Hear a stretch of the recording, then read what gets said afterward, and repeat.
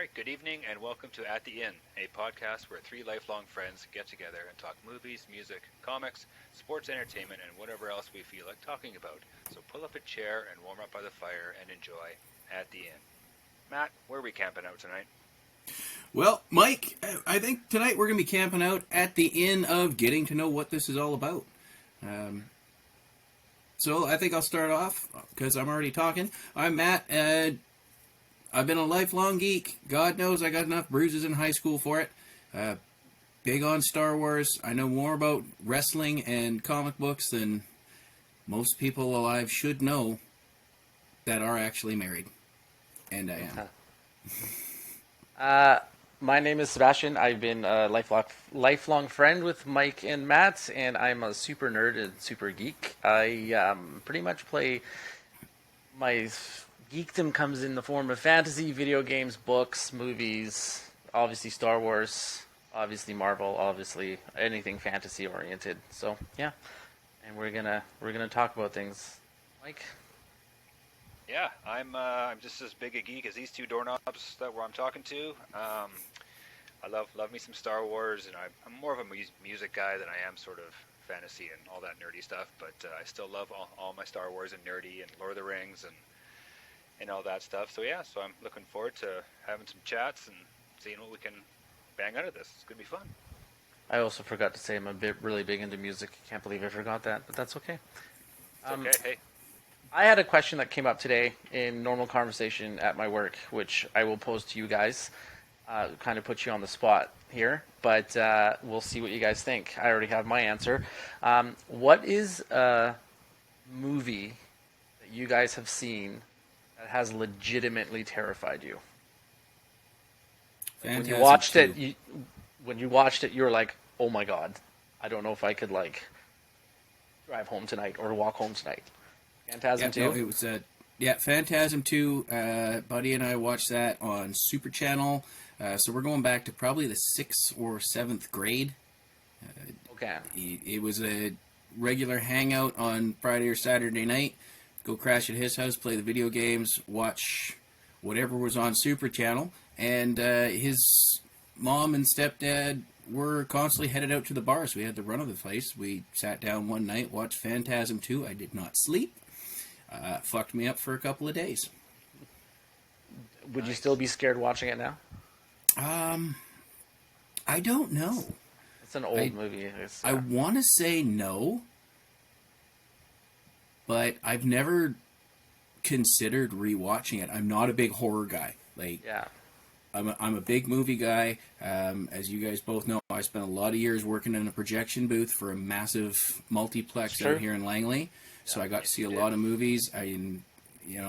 Saw a lot of stuff over the years, and just horror never really did it for me. To me, horror is mislabeled. A lot of it's just mindless gore and not really that scary. But Yeah, there was that's something about the tall man in Phantasm 2 that scared the piss out of me. Right to my core. See, for me, I mean, I don't count Nightmare on Elm Street because that's the first horror movie I remember watching, and I was like probably 6 or 7, so anything's gonna scare you. But in like recent times, the last one I can think of was legitimately The Exorcism of Emily Rose. I was Good like, one. when I saw that for the first time in the theaters, I was like, "Holy, is this?" I thought it was real, first of all. Well, maybe not really real, but like it was jarring to watch for sure. So, what about you, Mike?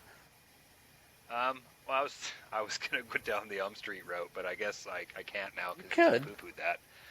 Well, okay. Then I have two. So I remember back, I don't know, we must have been, I don't know, 12, 13. I was staying at your house, and we were watching Elm Street 2. I don't even remember Oh, jeez, yeah. if you had it on video. Yeah, this is going back a million years. And I remember I fell asleep during the movie and woke up, and it was like, whatever scene it was in the school, he's like banging on lockers, and that's what I woke up to. And it just scared the pants off me. And obviously I never said anything because I didn't want you to think I was some sort of wimp or anything. I mean, it's understandable. It's a But good movie to fall asleep to as well. yeah, right. But I haven't seen it probably since, and I don't think it would probably scare me now. But in my grown-up years, The Grudge I think me and the wife went and saw that in the Yeah, theater, that's a good one. and I barely slept for like 2 days. Lights had to stay on in the house, and we couldn't. Yeah, no closed doors, no nothing. It had nothing was going to creep up and get me in the middle of the night. But we had The Grudge. That was a scary one. The conversation, the couple I was talking to, they said they said A Quiet Place, which I haven't seen. They were like, Oh. it's so intense because it's so quiet that any sound of the movie, you're like, what was that? What was that? What was that? So that was interesting. Yeah. Yeah. Neither of you two have seen it? No. No. Have I'm you going to seen it? highly recommend that one. I have seen it. I've seen that and A Quiet Place too. It is a great concept. Yeah. I wouldn't call it so much horror as maybe more of a thriller, Yeah. but I can definitely see where it would cross that line. Really enjoyed it. Very much worth the watch. Maybe we mark that one down for later on down the line. Yeah. The other one I thought of was The Strangers with, or maybe it's just called Strangers. It's with Liv Tyler, where they're like locked in like a cabin motel, and there's like 3 or 4 strangers in like masks that are basically toying with them the whole movie, and they're like trapped inside this cabin, and it's just so realistically terrifying. Like it's not there's nothing supernatural about it. You're just locked in a cabin, and there's 3 people outside that are trying to kill you. The whole movie. I remember seeing Yeah, trailers for that. that was pretty good. Yeah. Yeah, that was just an interesting question that came up today. So Yeah, I wanted no, that's to a pose good it one. to you guys. Yeah. So here's a question for you guys that's been kind of on my mind. What does being a geek or being geeky mean to you guys in particular? I think for me, it's about being passionate about something. Like, sure, we like stuff that's, the sci-fi, the fantasy, all that stuff. Wrestling, all these sort of fantastical sort of ideas and things that we watch to entertain us. And I don't know, like we even take Star Wars. Mhm. Sure, has any of it been really good over the last, a long time? No, but we still love it, and and I think that kind of, for me, that defines kind of being a geek is just, stuff that is obviously not real, and you're just super passionate about it, and you love it no matter what, good, bad, indifferent, ugly, whatever.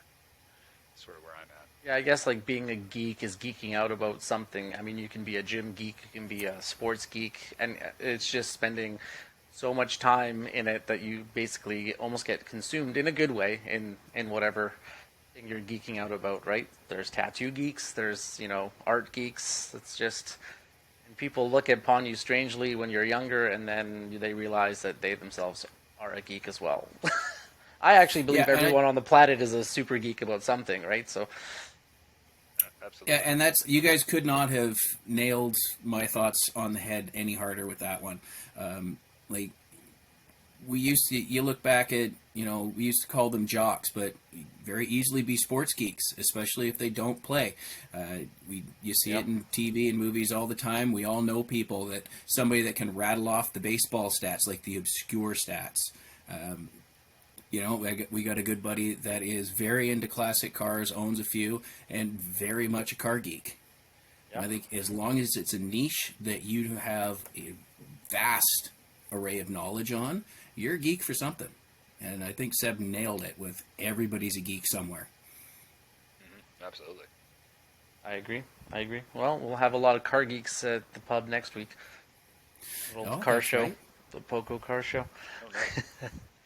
So, I mean, you don't play video games recently or ever, really, Matt? Do you? Do you play video games? at all? I don't get online. I have picked it up a little bit. It comes and goes in waves because we do have. It's not a huge house. I got an Xbox in the bedroom that I will turn on once in a while, but mostly it's the PlayStation 4. But we got a 15-year-old, almost 16-year-old that kind of dominates that. So course. I'll go back and I will play stuff. I don't get online because I'll go down that rabbit hole. It'll be dark. It'll be scary. It'll be, like that episode of Big Bang Theory where Penny gets onto the whatever Warcraft version they were playing that they couldn't say Warcraft for. That'll be what'll happen. But yeah, I do. I've been my stepson upgraded his PlayStation membership, so I've just been going back through all the free games that I can get. But I stay offline. I've been rattling out some Spider-Man the last couple of days. I just did a rerun of Grand Theft Auto 5. I keep it low-key. Stuff that I can put down, I'm not going to have to schedule because I got so much other stuff going on. I'm a taxi is the stage of life I'm in. I have 3 children that are going to be 16 by the end of the month, and it's just we got to go here, we got to go here, we got to go here. I got to work here. I get that. I've been to just today. I've been to Chilliwack twice. Oh, good. Good times. Good times. That's fun. No, the reason I asked that is that I don't know if you guys are familiar with Dota 2, but the Arlington Major just played today. And if you know anything about Dota, they have the biggest video game esports tournament on the planet, which is happening in like a month and a half, called the TI. What do you think the prize pool for TI was last year? The total prize pool? 10 million. Oh, I know. I used to. I guess we're going back about 6 or 7 years, but I used to work with a couple of guys that were big time into it. Like, Yeah. one was the scary kind of player that doesn't do anything but that. The Savant. And they have talked about stuff like this before. This is probably a 6-figure prize, is it not? 41 million. $41 million That was last year. Yeah, and the winning team got, I think it was like 17 or 18 million dollars. This is the one they had. So they had the Dota 2 tournament in Vancouver like in 2018, and because of the success about the tournament, the Aquilinis, which you guys know own the Canucks, bought an esports team in Overwatch because they saw the draw for esports because it was a sold out event every single day that it was here, and it was like a week and a half long or whatever. So yeah, so I don't know, esports, like, I mean, I've played video games pretty much my whole life, and esports are a thing that people need to pay attention to because it is definitely coming up as a popular thing to watch. You put TSN on in the morning, there's like an NHL tournament, video game tournament on TSN. They've had like... Yeah, I back in when I was running the projection booth, I did figure out how to use the digital projectors to get video games on the screen, but of course you did. Famous Players ran a multi-city hockey tournament for Oh, did they? a trip for 2 to the playoff games. I think it was like game 2 of the finals. I don't remember exactly, like championship round, but it was a multi-city thing. We had a bunch of people come in. We were playing at 6 theaters across the country, and it was actually pretty cool to see. It was a really nice thing to see become a viable pastime. Like, I was assured by a lot of adults that you'd never make any money playing video games. It's JoJo. Hi, JoJo. And there she goes. Okay, so here's a follow-up question, though, because it relates to me, but I'll ask you guys first. What is, like, a super geek thing that you've done in your life that, like, stands out as, like, maybe I probably shouldn't say this? You want me to go first? I'll tell you first. For Wrath of the Lich King, which is a World of Warcraft expansion, I lined up at midnight at GameStop to pick up my copy amongst about 100 other nerds waiting to get in to get it. So Heck yeah, man. there you go. I'm sure you. What year was that? Was that 09? When did it come out? I don't know. I don't know. Well, whatever. Yeah, I did the same thing. I lined up for that. But Yeah. I think the geekiest thing, we went and saw. I don't know if you Wait, were there. I know You this. said you were there. I know this. Well, You cosplayed as Princess Leia in the Every Jabba day. the Hutt. That's the one? When I went and saw Lord of the Rings, I was Princess There Leia. you go. Oh, we did that, didn't No, we? we went- Yes. We went and saw all 3. The first 2 extended, and then the new one, Return of the King, Yep. came out. We went and saw that, all 3 in the theater, and we ate popcorn for like 15 hours. But that wasn't good for my That stomach. was an experience. No, that was an experience. I That's do for sure. remember I that. can tell you from a behind-the-scenes portion, not one employee of that theater was looking forward to it. Those were big prints that we had to put back together. Big No prints. kidding. Oh yeah. Yeah. Wow. Yeah, I remember. I got a few. I was paid to do a few things by the theater. I was working, so I've been in a stormtrooper costume a couple of times. I did get. That's a miss. I got paid, and I made them throw in beer to dress up as Legolas Amazing. for Return of the King. Makes sense because you probably had long hair still. That's then, exactly right? what Yeah. it was. Is I had the long hair, and that was embarrassing as hell. But I got paid for it. The three of us went and got Phantom Menace on DVD the first time it came out. Why? Oh, yeah. I don't The know. It was Phantom your idea, Menace. but I think it might have been your idea. And, oh man, I can remember going to the theater and watching that. We went to the midnight showing, all so excited because the Duel of the Fates. Mhm. That's Hey, all I we saw still was a liked big it back fight. in the day when it came out. I still liked it. Um, I mean, watching it now, you're like, eh. You know what? It's funny. You watch it now. Like I watch it. Like my daughter's 11, and I watch it through her eyes, and she loves episode 1 and 2. Colorful. One I can kind of. Right, they're colorful. They're whimsical. It's it's probably like what Star Wars was, the original when we were Mhm. little, and just watching it now, I kind of have a new appreciation for 1, except for Jar Jar because he's Okay, so here's an important question. Or sorry, finish your thought, and then I'll ask you this question. But then watching 2 with her, it's just 2's her favorite. I don't get it because 2 it's so bad. It is it. Even the Sand People stuff when Anakin's going all Anakin Killed all the Even that didn't redeem it. It's just you're right. And I wanted more. It's just like shut up. And just anyways, sorry. So go ahead. Well, do you believe in the theory of Jar Jar Binks being a Sith Lord? And I think it's the only way to Jar Jar, explain man. it. and then That's the only way. and then George Lucas was like, I can't do this because everyone hates him to the point where like people will riot if this comes out. Well, it I mean, makes Heck yeah. it makes sense, right? and if you're paying attention, I believe it's in episode 2. It's Jar Jar that is conned into handing over the Republic to Palpatine. He's the one that brings it to the floor and says, we need to give him emergency powers. Which is not really a con. They needed a moron Yeah. to manipulate, so they found one. Yeah. Then they got the bigger moron, which was Anakin. Just, Mhm. oh really? Okay. Now, Jedi are bad. Okay. Yeah, but is he go really back a to the- moron, or is he just brilliant at being the bumbling oaf?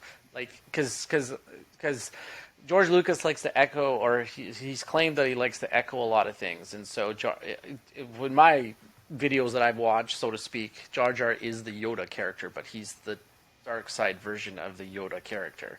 So he's actually super brilliant, but plays at being an idiot, so that nobody believes that he's the actual Sith Lord. I mean, there's a lot of scenarios where he's fumbling around like drunken boxer style, drunken brawler style, but he just randomly like manages to shoot the right thing all the time. so what you're saying is your theory is basically Jar Jar Binks is Playing Kaiser the character of yes, I guess Jar so. Jar Yeah, Binks that's is a good. Kaiser Soze. Basically, yeah. That's the name I'll of this give that. episode. There we go. Fix Jar Jar. Kaiser Soze. Totally. As far I as don't know if I the geekiest thing I've done personally, without being paid, where I've put money into it, I've been on 3 Jericho wrestling cruises. Yeah, Like, That's it was an- a part that's of my entertaining, honeymoon though. with my wife, and we had no idea what we were getting into. She was kind of throwing me a bone. 4 days out of 2 weeks, okay, he can have this one, and then we'll go on the fun one. Turned out mine was the fun one because we've hit all 3 and are going on the 4th. does But she like wrestling? Definitely. No. Nope. She just but entertained the idea. she likes the cruise. She likes the weather. She likes the open bar. She likes the friends we've made. Hopefully, some of them are watching this. Yeah, but At which those point, I'll say shout out to the DEC. those cruises aren't really about wrestling, though. Are they? Like, I mean, They are. They're Yeah, they're yeah. very much that. There's a ring on the ship. There's wrestling twice a day. Big names show up for it, and then it's, I guess, about 50 feet away from the ring is the main stage where the bands all play. yeah, but there's like And then bands there's- and different acts and stuff like that, right? Yeah. Yeah, there's bands, there's comedians. It's the bigger the band, the closer to the stage, the main stage they get. We've had Light the Torch. We've had Kick-Axe. We had Corey Taylor come out on the first cruise. We had Gabriel Iglesias come out and do stand-up for us. And then there's just all sorts of little side stages and podcasts, and it's very wrestling-centric, obviously, but it's a party. And definitely the geekiest thing I've done was to hit that first one, and now we've just made friends, and it's a freaking blast. So if you're a fan of something and it's got a theme cruise, go and meet your tribe. I've been on a cruise before. The cruises are great, but then they get boring really quick. Try a theme cruise. Yeah. There's so much to do. The 4 days goes by like that. It's absolutely nothing. You're like, what the hell happened? I have hardly slept. I barely ate. My liver's screaming for mercy. That's it, yeah. And it's just, there's just something going on all the time. It's funny you mentioned... I've never been on a cruise. But that's okay. One day. It's expensive. Yeah. You want the liquor? It's expensive. Everything else is like free, but if you want to drink, it's expensive. At least the one I went on. Get your liquor packages, and and theme cruises are good at this. They have an installment plan, which is how we've done it. So it's nice. A couple $100 a month or whatever, and off you go. So another question came up, actually, that you brought it up at work today. Who is one of your most favorite comedians of all time? That's a good question. I mean, I love the guy, although he had a very short career because he passed away at an early age. But for me, it's Mitch Hedberg. Mm-hmm. That guy has such good delivery. And, I mean, he played a recurring role on that 70s show, which I never really watched a lot of, but, man, is he freaking funny when he gets on a roll. Somebody put out George Carlin because he's just a legend. Or if you want to get offensive, Anthony Jeselnik, which, oh my God, I don't know if you've watched any of his comedy. You want to see like an offensive comedian, like he's probably like the top of the offensive comedian. Some of the stuff he says is just so out of line. You're like, oh my God, I can't believe you said that. YouTube him at one point. He's got a bunch of Netflix specials, but he's pretty risque in his comedy, but he's funny. All right, I'll take that. I've seen his stuff on Netflix. I've never actually watched one. But I mean, how do you not say Robin Williams to that? Yeah, he's got to be up there. His it's golf it's thing tough is legendary. To pick a comedian, but I mean, I'm a big fan of Robin Williams, obviously, and Carlin. Gabriel Iglesias is hysterical. Mitch Hedberg, like you said. Honestly, he's not as well known, but he's had some roles. He's done some Family Guy stuff, and he's a legitimately nice guy. Craig Gass is. Oh, Craig Gass. Craig Gass is hysterical. He was on a couple of the Jericho cruises. Have had many conversations with him. Legitimately good dude, and just a solid comedian. If you haven't ever seen it, I recommend looking up his bit on Gene Simmons going to kill him. Oh God. Okay. I like Bill Burr too. I think he's pretty funny. Bill Burr is my guy. I think he's just hilarious. Like F is for Family is the greatest. Not the greatest, but it's pretty funny. Yeah. If you've ever seen that cartoon, it's I have. I saw the first season. I like Bill Burr as well. It's like he gets on a. He's offensive, but he's not offensive. At the same time, he can say whatever he wants, but it's like, oh, I'm not offended by this guy because he delivers it so smooth and just so, I don't know. It's just even like the wife will sit there and he's bashing whatever. He's bashing women, and it's like, okay, that's pretty funny. And that's, you just don't find him offensive. He reminds me a lot of Dennis Leary in his delivery and just the tone of his jokes. Well, he rambles on too about something, right? But like his never hit a woman bit is like his legendary bit. Yes. It's just the ego in that statement. You never hit a woman. Like just the idea. I mean, I probably shouldn't say that, but like I don't know that thing that he's funny in so many levels. I love him. Yeah, I agree with that. He might be one of the best we've had going on in the modern era. Absolutely. Have you guys seen Prey? Mm-hmm. I heard it's excellent. Very Yeah, good. it's I watched it the other night, and it's really good. People are saying it's the best Predator. I can see that. Like sure, the OG one is The OG one. Is the OG one, but this one is it's a soft reboot. It's a lot of the sort of same kind of settings, scenarios, and stuff. But it was well done. Yeah. It was really well done, and the violence wasn't like you didn't. It wasn't like the OG where it was just like there's just blood absolutely everywhere and it's just body parts flying and it's just it's not 80s violence. It was a little subtle. It's tactful. And I kind of like that better. Yeah, like you'd hear stuff going on, but they'd pan away, and it would just be you'd hear the noises, but you wouldn't see the visual of the predator doing whatever he's doing. Yeah, And it's you just kind of a lot of it reminded me of the scene in the original, like you were saying, it's off camera when Sonny makes his stand at the log, and all you see is just standing waiting at the log. Camera cuts away. All you hear is the scream. You don't know what happened. Yeah. Who's Sonny No, again in the original? The native guy, Oh yeah. Billy. Yeah, Billy, get to the chopper. Billy. To the chopper. Such a good There's movie, something out Predator. there waiting for us. Seb, you got to watch Prey. It was. Yeah, I'm gonna watch that. I kind of wish they would have did it in. I think it was Comanche. Mm-hmm. Was their language. I wish they would have did the whole movie in Comanche with no subtitles. I think that would have been more effective. You could, because it doesn't really matter what anyone. So you know what's going on. You don't need to understand their dialogue. This is like Tools to have. That's interesting. This is like the first Predator, though, right? Like it's like almost like a prequel, isn't it? Yeah, It's a prequel. It takes place in like the 1700s Yeah. or something. Yeah, and it was cool. that'd be interesting This would have been.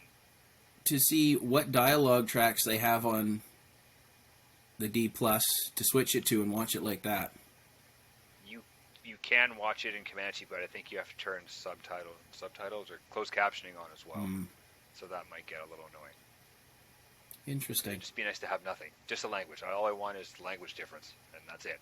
I think they But hit they only the film nail on the head with take the Predator, put him in a different scenario, in a different spot, and go, don't try and do a straight up reboot. I mean, they kind of hit it with Predator 2, but the execution on everything else was just god awful.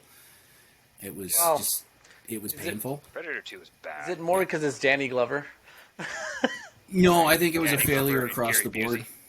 It's because it's in Yeah, the just city. Bad. Yeah, and it's It's like Jurassic Park 2, The Lost World. He doesn't need to go to like Manhattan or LA or wherever he goes Yeah. to cause havoc. We don't need him in it. It's not Godzilla. We don't need him in a city. Just stay out in the forest. That's where you belong. and I think the worst franchise for just trying to stick to the original template is The Crow. It's like, no, we don't need the long-haired musician back for a third time. Aren't they Let's- rebooting that? Yeah, they are. Yes. Let's go. Maybe let's put it back into late 1700s U.S. and have a couple of slaves that were unjustly murdered because God knows that happened, and then have one of them come back as Crow. Do different people, different scenarios, different times, and I think that's what Sure, really absolutely. hit with Predator was. Here's our core Yeah. concept. We're going to do it with a whole other batch. Kind of like when Jason goes to space. Like how that's awesome. Jason X. Arguably the worst So of all good. the Jasons. Oh, I come had him on. man. He was chromed out. It was great. It was the best. We saw that in the theater. I think so. Yeah, that is such a good movie I think so. in a I bad way. will admit I watched parts of that from the port glass upstairs. It was The just best so part much- is when he gets thrown into that like regeneration cylinder and he comes out all like chrome like with like metal Yeah. mask and stuff. Like okay, he's gonna tear some stuff down. Yeah. I love those movies. Yeah, it's good. Yeah. All right. So Well, that let's end it, and then I will go through it a little bit and send it to you. And maybe I'll just send you the file. Okay. Sure. Okay, we're gonna stop Yeah. recording, and then we can figure out how we're gonna exit out of this later on properly. Okay, I'm Yeah. just.